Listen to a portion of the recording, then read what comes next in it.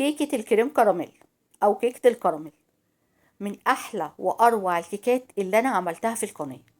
كيكة قد إيه سهلة وبسيطة، طعمها حلو جدا، وكمان صوص الكراميل ده مديها طعم جميل، وأنا متأكدة إن ولادك أول ما يدوقوها هيدمنوها. قد إيه خفيفة، قد إيه لذيذة، قد إيه هشة، قد إيه ما بتاخدش وقت. وكمان كل الصينية القمر اللي انتوا شايفينها قدامكم دي بكوباية دقيق واحدة. اه والله بكوباية دقيق واحدة، كوباية دقيق واحدة عملت منها الصينية القمر دي. وكمان تزيينها بسيط ورقيق، حاجة كده جميلة تبارك الله. قد ايه هشة، طعمها رائع، كأنك بتاكلي نايتي كده، حاجة كده جميلة تبارك الله ما شاء الله. بصوا قد ايه هشه، من اروع الكيكات ومن احلى الكيكات. السلام عليكم محترمين اليوتيوب، لايك وشير وسبسكرايب لمنوعات لرولندا. اتمنى تشتركوا في القناه وتفعلوا زر الجرس عشان كل ما انزل فيديو يوصل لكم شعار بيه. واتمنى تشاركوا الفيديو بين اصدقائكم عشان تعم الفايده للجميع ويتكلمنا كتير. ويلا بينا على الفيديو السهل البسيط. وزي ما قلت لكم هنشتغل بكوباية دقيق واحدة، ودي أول مكون معانا. كوباية دقيق منخولة مرة واتنين عشان تديكي نتيجة رائعة للكيكة. حطيت معلقة كيك شيف أو بيكنج باودر واحدة بس، وكمان ذرة ملح بين صوابعنا، ونقلب الخليط الجاف كويس جدا. وبعد كده اركنيه يا ستي على جنب لغاية ما نشتغل في الخليط السائل. بعد ما قلبته ركنته، وهنبدأ نجيب شفشق الخلاط، وكل شغلنا في شفشق الخلاط. هاتي الشفشق بتاعك الحلو يلا، وحطي كوباية الا ربع من السكر، سكر حبيبات عادي. نفس الكوباية اللي عيرت بيها الدقيق هي اللي عيرت بيها السكر. هنزلها كده في الخلاط، وهنزل عليها بمعلقتين لبن بودر، واستخدمي اي نوع انتي بتفضليه. وبعد كده هبدأ بقى انزل كمان كوباية من الحليب. الحليب عادي جدا ومش سخن ولا ساقع. وهنزل كمان على الشفشق القمر دوت بكيس كريم كراميل واحد بس، هستخدم فيه البودر بتاعه. اهو انا خدت كيس واحد بس، وهبدأ بقى اشغل الخلاط بتاعنا، وهفضل اشغله لغاية ما اتأكد ان السكر داب تماما. هنا السكر بتاعنا داب، هننزل بقى بايه؟ بكوباية الا ربع من الزيت، او كوباية الا ربع من الزيت على زبدة او سمنة زي ما انا عملت، اللي يريحك اشتغلي بيه. المهم كوباية واحدة، واحنا حطيناه في الخلاط هيبدأ يتقل معانا. اول ما يوصل للقوام المناسب اللي الخلاط تلاقيه مش راضي يشتغل معاكي، يبقى احنا كده تمام. هوريكوا قوامه قد ايه ناعم وتقيل، وتحسي كده ان كأنه حاجة كده عسل بجد. بصوا قوامه قد ايه ناعم وكريمي، حلو قوي. احنا كده تمام. هنعمل ايه يا لولو؟ هناخد كوباية منه نركنها على جنب، بنفس الكوباية اللي انا عايرت بيها كل المكونات بتاعتي. هاخد كوباية حلوة املاها للاخر واشيلها في التلاجة، وهقول لكم هنستخدمها امتى. هنحطها بقى في التلاجة وهنشتغل في بقية الخليط اللي موجود معانا في الخلاط.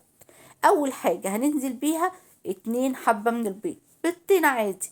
طبعا بعد البيض لازم انزل بالفانيليا، نزلت ب2 باكت من الفانيليا. وبعد كده هنزل طبعا بمعلقة من الخل، معلقة كبيرة حلوة كده من الخل. طبعا انتوا عارفين الخل محسن حلو قوي للكيك. هضرب الخليط كويس جدا، مش هضرب بقى اللي قدامكم الضربة دي بس، لا اضربي مرة 2 3. كل ما تضربي كويس الخليط ده في البيت هيديكي نتيجة حلوة قوي للكيك. ضربته كويس جدا. وبعد كده هنزل بقى بالخليط السائل على المواد الجافة اللي احنا قلبناها، وهقلب بقى الخليط كله في اتجاه واحد لغاية ما الخليط كله اتأكد ان مفيش ولا ذرة دقيق. بصوا قد ايه كريمي وجميل. جبت صينية مقاس 24 او 26 او اصغر كمان، تمام ماشي هتمشي معاكي. بدرتها بحتة زبدة وشوية دقيق، ودخلتها الفرن في الرف اللي في النص. طلعت معايا كده، قعدت بالظبط من 25 ل 30 دقيقة. طلعت معايا بالشكل ده. هسيبها تبرد خالص، وبعد كده ابدأ اشتغل فيها. هجيب خل، هجيب سكينة، اي حاجة هعمل فيها فتحات كده عشان انا هشربها بالحليب. عملت سكوب كده فيها، وجبت كوباية من الحليب مش ساقع ولا سخن، كان على المطبخ عندي، وبدأت أنزل بالحليب زي ما انتوا شايفين. نزلت الأول بنص كوباية، لقيتها محتاجة تاني، فلقيت المقدار المناسب حوالي كوباية إلا ربع من الحليب. نزلت بقى ببقية الحليب كله اللي في الكوباية، وبعد كده سبتها لغاية ما الحليب كله تشرب. اوعي تشتغلي فيها ولا تحطي عليها اي حاجة الا لما تأكدي ان الحليب كله الكيكة شربته. هنا الكيكة بتاعتنا شربت الحليب كله زي ما انتوا شايفين. جبت بقى المج القمر دوت اللي انا شلته من الخليط اللي احنا عملناه، هبدأ بقى انزل بيه على الكيكة.